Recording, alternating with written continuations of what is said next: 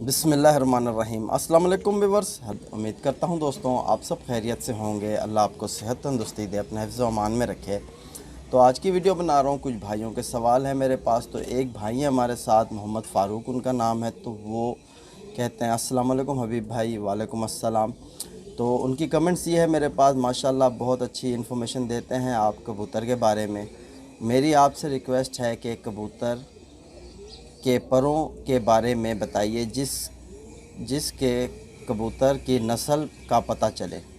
तो ये इनका सवाल है। और बनावट और परों की बनावट और कलर, ठीक है। तो इसी तरह इन्होंने सवाल किया और ये सवाल इनका जो है यानी मेरी समझ में यही आ रहा है। तो मैं इस सवाल पर आपको यानी बताऊंगा। सवाल इनका लंबा चौड़ा है फ़ारूक भाई का। तो फ़ारूक भाई ये कहते हैं कि हमें आप हबीब भाई ये बताएं कि कबूतर की यानी कि नस्ल के हवाले से, यानी कि अगरचे कबूतर के हाथों में, जिस तरह मेरे हाथ में एक कबूतर है ना, तो अब इस कबूतर को हम यानी कोई सा भी कबूतर हमारे पास हो, उसको हम पकड़ के ये जज कर सकें, पता लगा सकें कि ये कौन सी नस्ल का कबूतर है। तो ठीक है। तो ये भी कबूतर मैं यानी कल ही परचेज़ करके लाया हूँ अपने शौक़ के लिए। तो इसका भी आपको शौक़ कराऊँगा। तो मैं आपको एक बात बताता चलूँ फ़ारूक भाई कि सबसे मेन जो चीज़ है ना हमारी कबूतरबाजी में, वो ये है कि आपके पास एक अच्छा परिंदा होना चाहिए, ठीक है। तो मैं अभी आपको ये बता दूं कि अब जिस तरह ये मेरा कसूरी कबूतर है, ठीक है, मैं इसे कसूरी कहता हूँ क्योंकि कसूर से बिलोंग रखता है। तो इसी तरह सियालकोटी कबूतर भी हैं, ठीक है, फ़िरोज़पुरी कबूतर भी, रामपुरी कबूतर भी, बहुत से कबूतर हैं। तो अब मैं आपको बताऊं कि फ़ारूक भाई आप यानी कि जिसमें ये आपको काला पर नज़र आ जाए वो कसूरी कबूतर होगा। तो इसी तरह काला पर तो बहुत से कबूतरों में पाया जाता है। तो यानी कि आप इन चक्करों में मत पड़ो। अगर आपको यानी कोई नस्ल का शौक़ है, आप रखना चाहते हो, तो यूट्यूब पे बहुत सी ऐसी वीडियोज़ हैं, आप सर्च करो, आपको एक से एक कबूतर नज़र आ जाएगा। लेकिन मैं इसलिए इस चीज़ पे नहीं समझता कि ज़रूरी हो, क्योंकि अगर मैं सर्च करूं टैडी कबूतर तो कई किस्म के टैडी निकल के आ जाएंगे, ठीक है। अगरचे मैं सर्च करूं कसूरी कबूतर तो कई किस्म के कसूरी कबूतर निकल के आ जाएंगे। तो यानी कबूतरों में बहुत सी नस्लें हैं। हमारा फ़र्ज़ जो है यानी हम जो शौक़ करना चाहते हैं, हम ये चाहते हैं कि हमारे यानी जिस तरह मेरा शौक़ है, मैं आपको अपने शौक़ के हवाले से बता रहा हूँ कि मेरा शौक़ ये है कि एक अच्छा परिंदा लाऊँ, उससे ब्रीडिंग कराऊँ और अपना यानी कि उसके बच्चे उड़ाऊँ, ठीक है, और उनसे यानी अपना शौक़ पूरा करूँ। तो मेरा ये शौक़ है, मैं इसी चीज़ को लेकर चल रहा हूँ। आप भी अपना सोच लो कि आपको कौन सा शौक़ करना है। अगर आपको नस्लें बनानी है तो फिर आप नस्लों के पीछे चल पड़ो। तो आप एक कसूरी कबूतर बनाओगे तो दूसरा भाई आगे बोलेगा ये कसूरी नहीं है तो कमगर कबूतर है। अगर आप कमगर बनाओगे तो कोई आगे कहेगा ये गोल्डन कबूतर है। तो इस बात को समझना मेरे भाई, कोई किसी के कबूतर को नहीं मानता है, आज का दौर ऐसा है, ठीक है। तो कबूतर वही माना जाता है आज के दौर में सबसे अच्छा जो कबूतर यानी आसमान के मैदान में कुछ करके दिखाए। तो अगर आपका परिंदा भी आसमान के मैदान में यानी कुछ करके दिखाएगा तो ही आपके कबूतर का नाम निकलेगा। वैसे देख लो तो एक दूसरे के कबूतरों की बुराइयां बहुत लोग करते हैं। तो मैं आपको ये बताऊंगा फ़ारूक भाई कि आप अपने शौक़ में वही चीज़ को ज़्यादा अहमियत दो जो यानी कि आपको शौक़ को अच्छा बनाए। तो हर किसी का अपना शौक़ होता है, कोई किसी के शौक़ को ख़राब नहीं कर सकता। तो मैं आपको ये बता दूं, देखो कि मैंने ये कबूतर एक परचेज़ करा कल ही, तो ये मुझे पसंद आया तो मैं ले आया, सोचा आप भाइयों से भी शेयर करूँगा इसको। तो आप माशाल्लाह इसकी आँख को देखो। तो ये कबूतर मैं लाया हूँ यानी कि इससे मैं यानी बच्चे लूँगा आगे यानी क्रॉस दे के, तो चाहूँगा कि आँख क्लियर हो जाए। तो ये नर कबूतर है दोस्तों, ये इसकी आँख है। बस कैमरा ज़रा क्लियर नहीं हो रहा। तो माशाल्लाह इसके कुंदों का शौक़ करो, ये इसके पर हैं, ठीक है दोस्तों।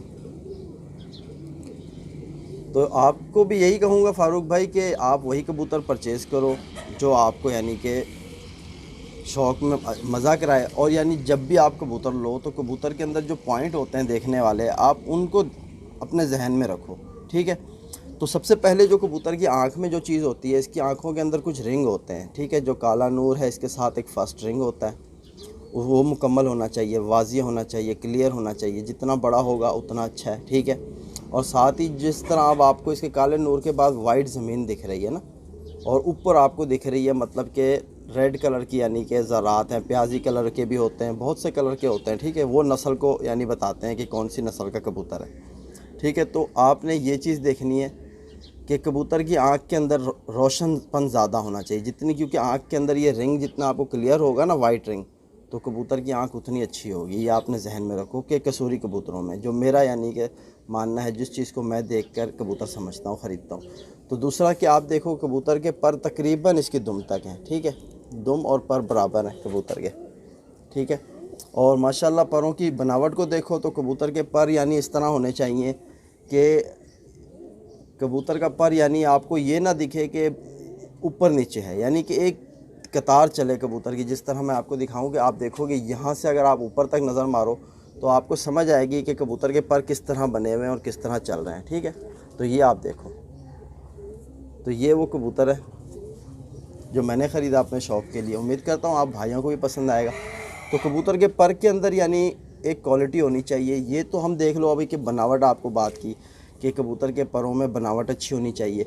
अब जो दूसरी जो चीज़ है यानी जिसको हम पर, अभी हर कबूतर में पर लगे होते हैं, तो कबूतर में आपने जो ये तीली है ना, इस तीली को नोट करना है, जिस पे ये तीली चल रही है, आपको ब्लैक ब्लैक तीली नज़र आ रही है, ठीक है।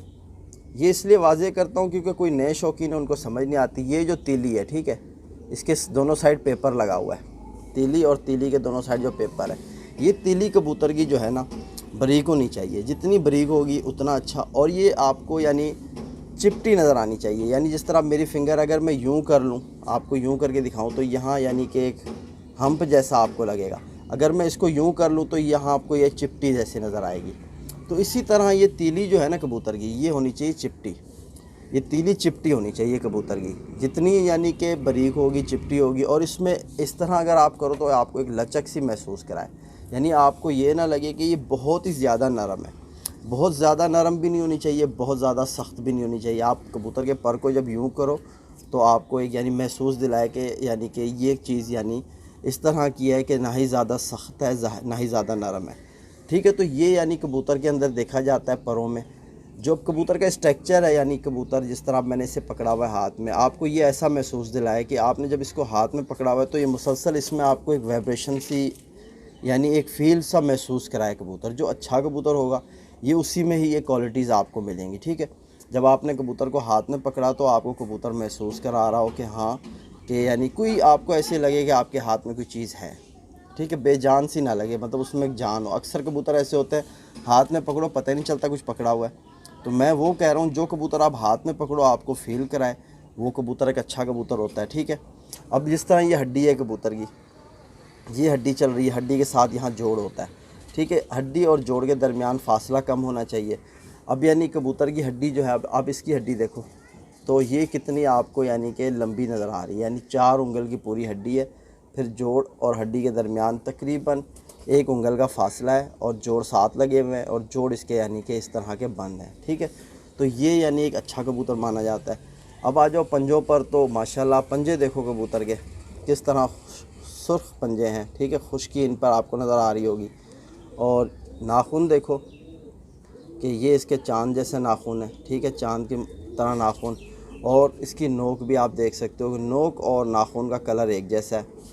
तो यानी कि ये कुछ ऐसे पॉइंट होते हैं जो कबूतर में, आप इनको देखो, आप इनको समझो, तो इंशाल्लाह आपका शौक़ भी अच्छा होगा। अब जब पेयरिंग की जाती है तो पेयरिंग करने में भी आपके साथ मैंने बहुत वीडियोस शेयर करी हुई हैं कि आप पेयर किस तरह लगाओ। कबूतर की टांगें जो है ये पतली होनी चाहिए। आप ये नलियाँ जो है ना कबूतर की, ये नली पतली होनी चाहिए, ये आप नोट करो कबूतर में। अच्छा, जिस तरह अब ये दुम है, दुम किसी कबूतर की बंद होती है, किसी कबूतर की खुली होती है। जिस कबूतर ने दुम बंद रखनी है ना, सिंगल पत्ते पे कर ले, आप समझो कि वो बहुत अच्छा कबूतर है। और दुम यानी कि कबूतर की बैलेंस में होनी चाहिए, ज़्यादा बड़ी भी नहीं हो, ज़्यादा छोटी भी ना हो, ठीक है। अगर बड़ी है तो इसके साथ जब पेयरिंग करो तो ज़रा छोटे साइज़ की कबूतरी यानी दुम वाली वो लगाओ।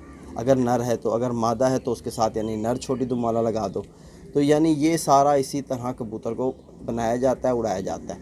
तो उम्मीद करता हूँ मेरे इस बात से आपका यानी दिल आज़ारी भी नहीं होगी, आपकी बात मेरी बात आपकी समझ लगेगी कि मेरा कहने का मतलब क्या था। अब मैं आपको बैठ के बताऊं कि फ़ारूक भाई यार, जिसमें ये काला पर लगा हुआ है वही कसूरी कबूतर होगा। अब कसूरियों में सफ़ेद पर भी आता है, देख लो आपको नज़र आ जाएगा। अब कोई भाई इसे कसूरी कहे ना कहे, लेकिन मेरे हिसाब से तो कसूरी कबूतर है। ये देखो वाइट पर इसमें भी है। तो यानी कबूतरों के अंदर पर होते हैं, यानी कि अब कबूतर बहुत किस्म के बने हुए हैं, बहुत सारी नस्लें। आप यानी एक अच्छी नस्ल के अंदर एक अच्छा ब्लड तलाश कर लो, ठीक है। अब जिस तरह ये कसूरी कबूतर मैं लाया हूँ, अब मुझे नहीं पता लेकिन बाकी पर पुर्जे हड्डी जोड़ वगैरह सब में ये कबूतर परफेक्ट है। अब इसका ब्लड किस तरह का ये मुझे नहीं पता, ये मुझे तब पता चलेगा जब मैं इसको आगे उड़ाऊँगा। अगर मैं इसको उड़ाऊँगा तो ये हो सकता है मुझसे ज़ाया हो जाए या पुराने घर चला जाए।